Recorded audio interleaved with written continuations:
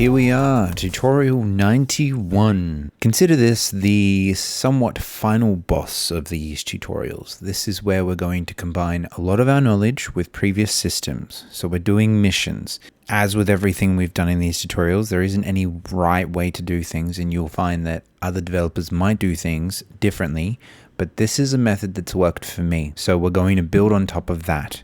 And best of all, it's going to tie back into our dialogue system, as I alluded to. So our dialogue system is going to feed off this. So to begin with, we're going to come down to structures over here. We're going to right click and under blueprints, create a new structure. We're going to call this S_mission.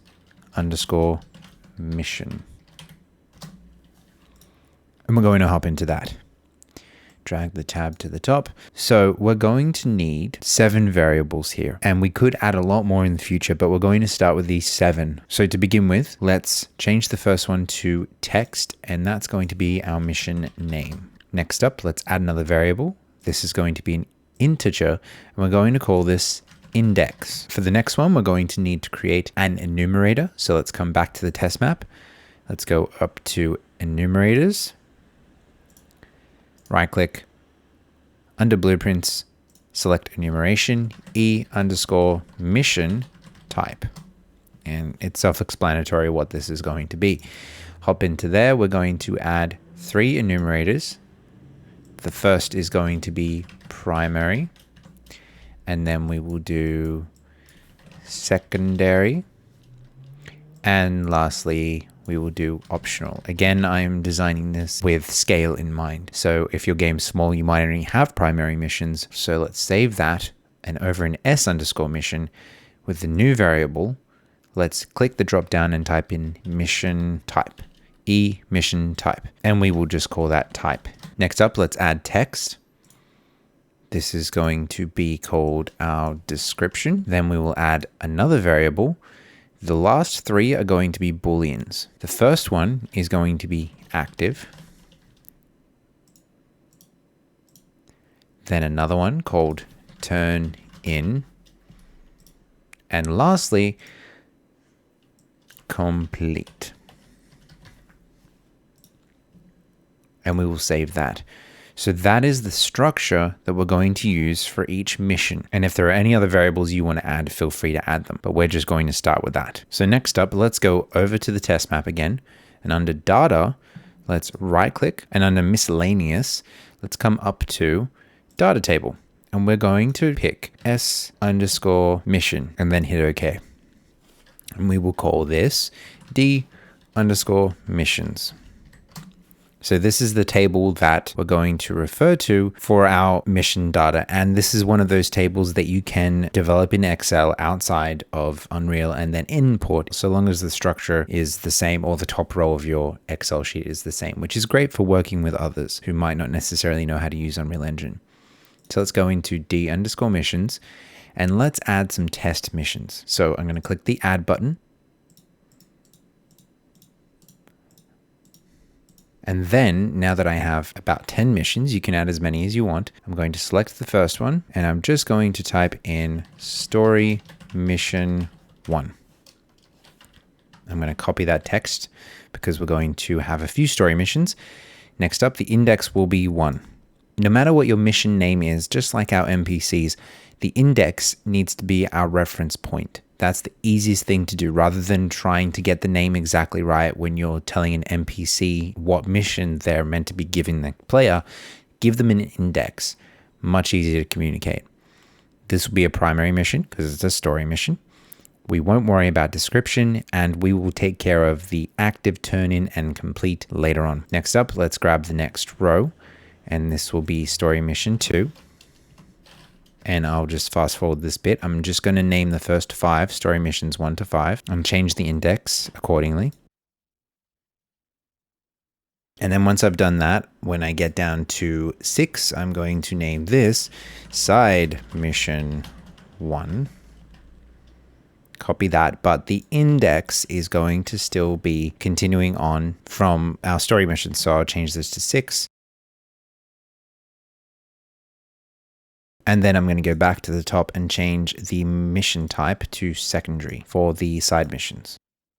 So this is roughly how it would look, only the mission names would obviously be whatever the mission names are. And you would have descriptions, and we would use those descriptions in, say, a menu. So that's going to be great just to get us started. So with that done, let's come up to the save button. And now we're going to go over to our hero character. So in Blueprints, select core, open up b_hero, and come over to the construction script, which is pretty empty at the moment. We're going to use this construction script to grab our missions. So the data table allows us to communicate with Excel, but now we're going to turn the data table into an array. And the reason I want to do it inside the hero is preemptively. I haven't done much on co-op before, but I'm assuming that if we were to do co-op in the future, in another tutorial series, that having the missions per character would make a lot more sense than having them in the game mode.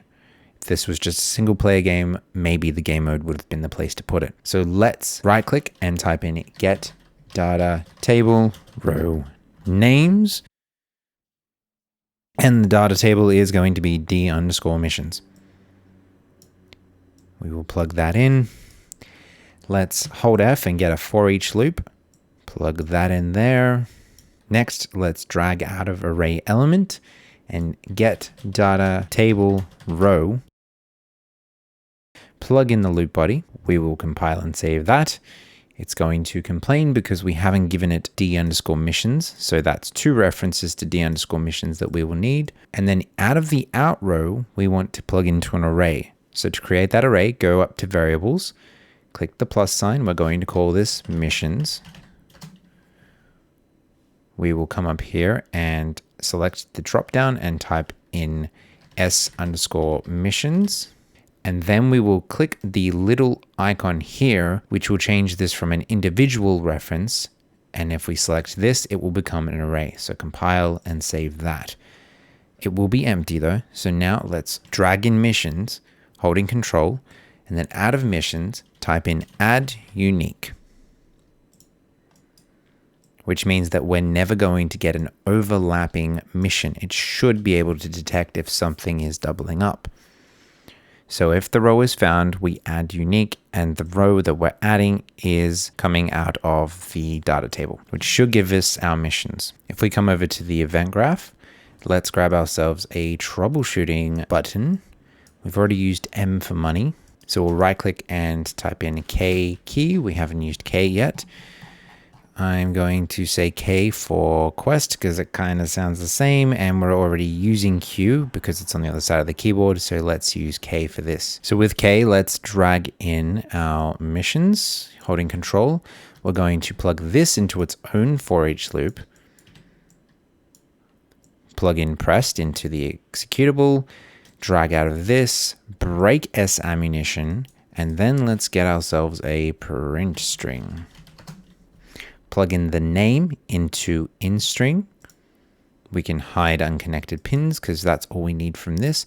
So basically when we press the K key, it'll tell us what our missions are. But if we wanted to go one step further, which might come in handy later, let's turn on active just for now.